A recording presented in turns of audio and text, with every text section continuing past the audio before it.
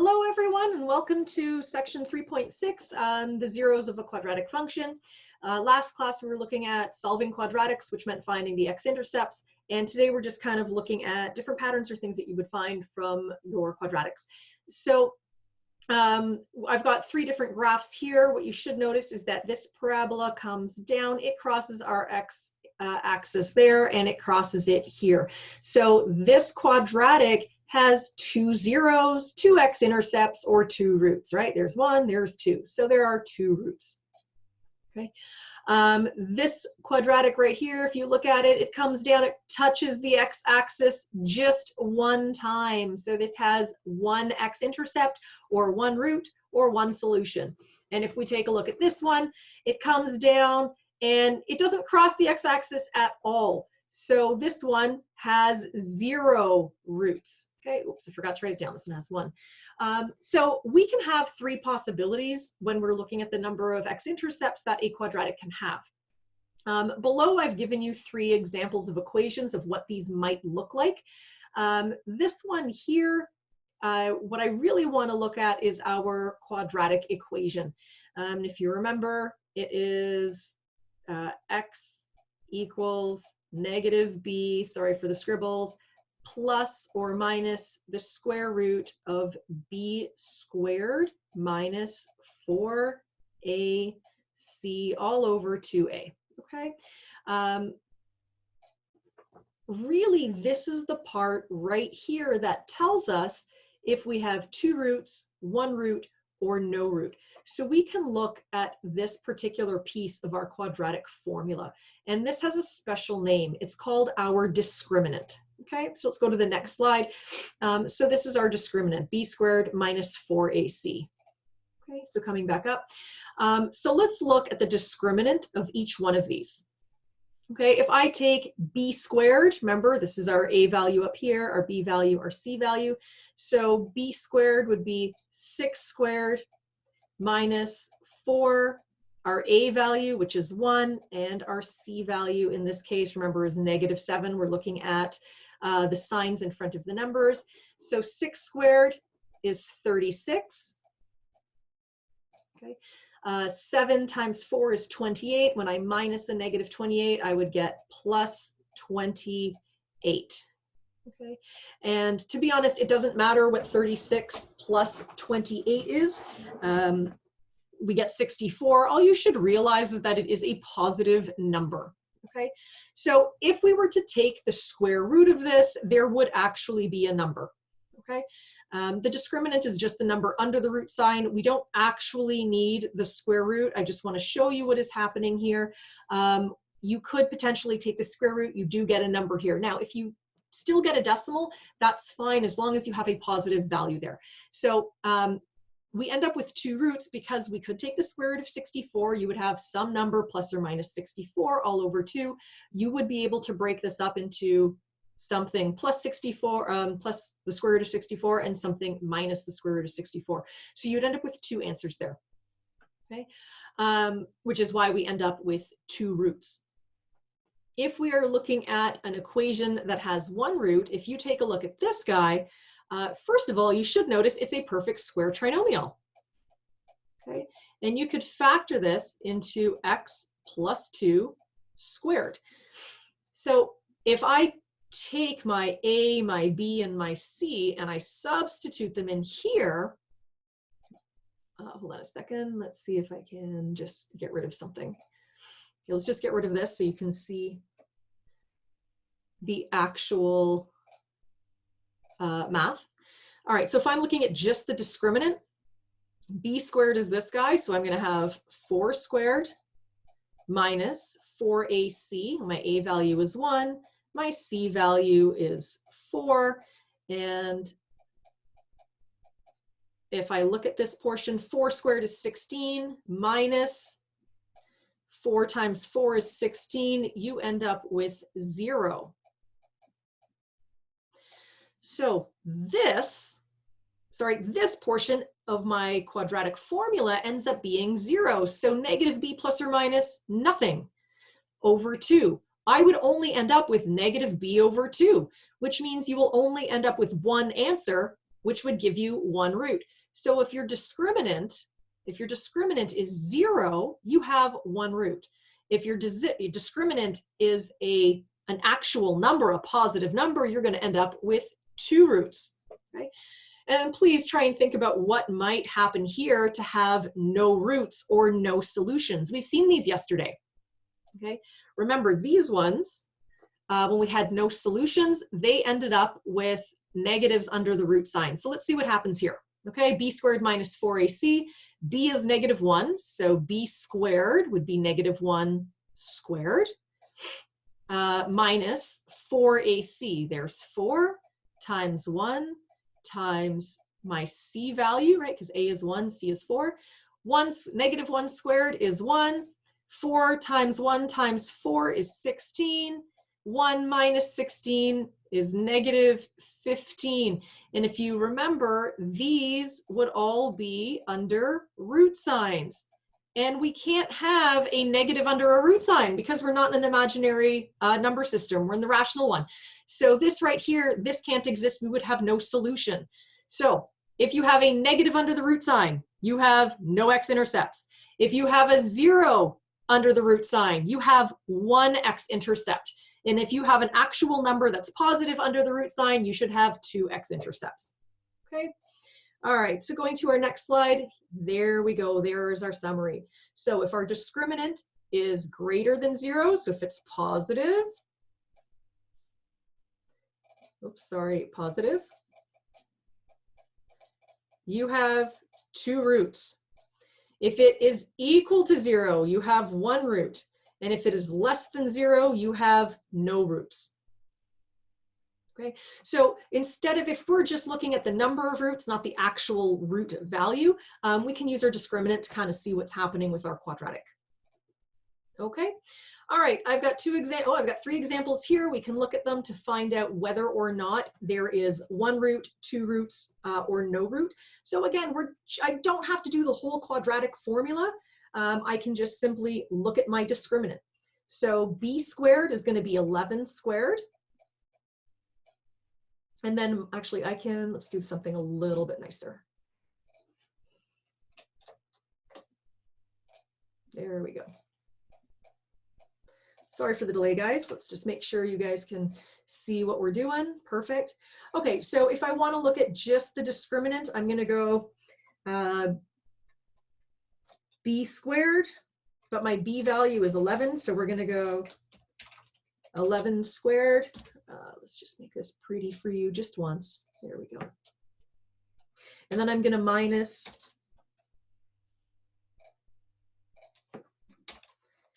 4 times a times c, which is 15. 11 squared is 121. We are going to minus 4 times 2 times 15. That should be 120. That would give us an answer of 1. Since this is a positive number, let's put this over here. 1 is positive. Therefore, we have 2 roots. Okay, it's a positive number. We have 2 roots. Cool? All right, let's go to the next one. 5x squared minus 3x plus 8. Okay, we're going to look at our discriminant. Oops.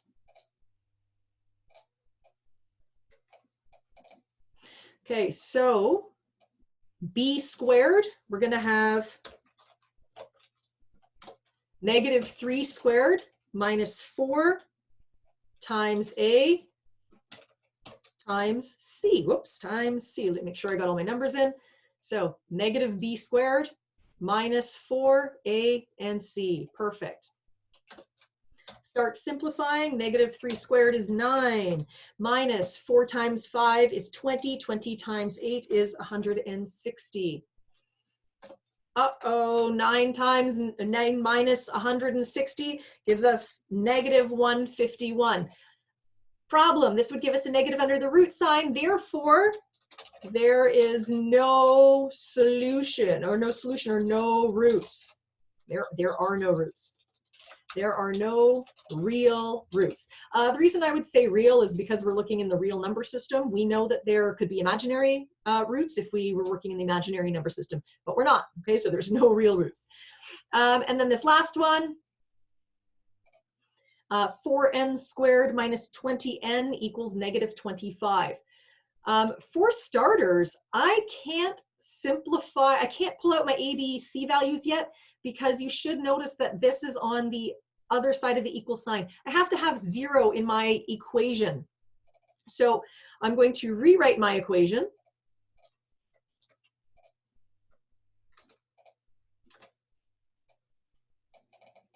There we go. When I bring this negative 25 onto the other side, it becomes a positive, and then it equals 0. Oops. Okay, now I'm going to start looking at my discriminant. So now that I've got my discriminant all set up, I'm going to go negative b. Sorry, I'm going to go b squared. So negative 20 squared. These little square signs, they take forever. There you go. Negative 20 squared minus 4 times a.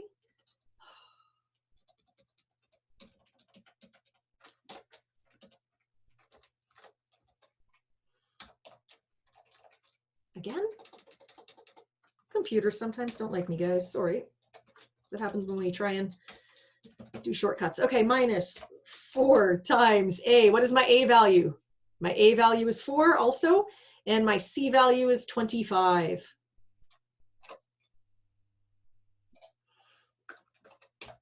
Okay, whoops. Okay, so negative b squared minus 4ac. There we go. Negative 20 squared is 400 minus 4 times 25. Well, 4 times 25 is 100, times 4, I get another 400. 400 minus 400 is 0. And because it is 0, that means that therefore, whoops, therefore, there is only one root. Okay? And if you wanted to double check, if you took a look at this one right here, you should have realized it was a perfect square trinomial. Square root of 25 is 5, square root of 4 is 2, 2 times 5 is 10. 2 times 5 is 10, and then times 2 again should give you 20. So this was a perfect square trinomial, which would give you only one root also. Okay, but we can use our discriminant to find that out. Okay. Next slide, just to show you what is going on with the graphs. I think we pretty much saw on our first slide what was happening. Okay. The nature of the roots of a quadratic can also be determined by the location of the vertex. So if our quadratic, if our a value is positive, that means our quadratic opens up and it is above the x-axis, it would look like this. This is going to have no roots. If my a value is negative, it means it's going to open down. So if it opens down and it's below the x-axis, we have no roots. Okay. Our a value, remember, the a values are the number in front of the x squared term. All right, so a x squared plus bx plus c. Okay, so this is the a value we're talking about. If a is greater than 0, so if a is positive and the vertex is on the x-axis, there we go. There is only two equal roots to give you one root. And if the a value is negative, it means it opens down and our vertex is on the x-axis. You would have something like this. It only touches the x-axis once. That gives us one root, okay, or 2 equal roots. But we're just going to say that there is one root. And then the last scenario, if a is positive, that means it opens up and it's below the x-axis. We're going to have something like this, where we cross the x-axis at 2 points. This would give us 2 distinct roots. And then if the a value is negative, that means it opens down. Oops, there we go. That's a horrible parabola. There we go. It would cross here and here. That gives us 2 distinct roots also. Okay, so we're just looking at the 3 possible scenarios that you could get. Okay. one more challenging question if you wanted to take a look at it. We can use our discriminant to solve it. I know the lesson's getting long. Let's try and go a little bit faster. For what values of k will the function g of x have only 1, 0, or 1 root? In order for it to have 1 root, that means our discriminant has to equal 0. So we're going to look at the discriminant of this. So b squared minus 4ac must equal 0. Our a value is 1. Our b value, I'm not sure. It's negative k. We're going to deal with that in a second. Actually, it's probably easier to just deal with k and plug it in at the end. And then our c value is 9. So we're going to take these values, it doesn't matter that this is a letter, and we're going to substitute them. Okay, so I'm going to try and type this. Hopefully this will be okay. Okay, so we've got b squared minus 4ac has to equal 0. There we go.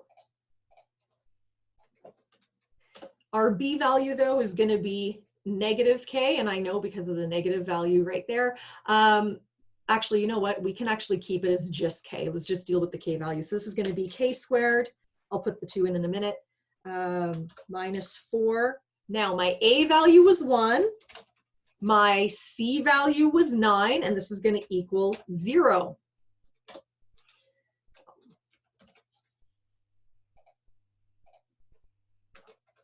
Okay, so now I'm going to have k squared minus 36, and that equals 0. Okay. So k squared minus 36 equals 0. You have to solve for k. So I'm going to bring the 36 onto the other side.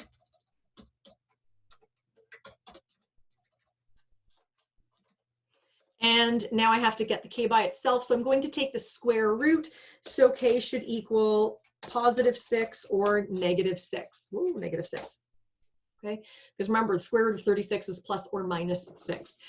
So when you come back up here, this should be x squared minus 6x plus 9, or x squared plus 6x plus 9. Okay, so those are the 2 possible values that you can have for k. So don't be afraid if there's a letter in there. Just understand that the coefficients are the a, the b, and the c, and we can still solve for whatever those values are using our discriminant over here. Okay. And then there's a little comic for you on the last slide, just because it's a little bit funny. Guys, have a great day, and we'll see you for the next lesson.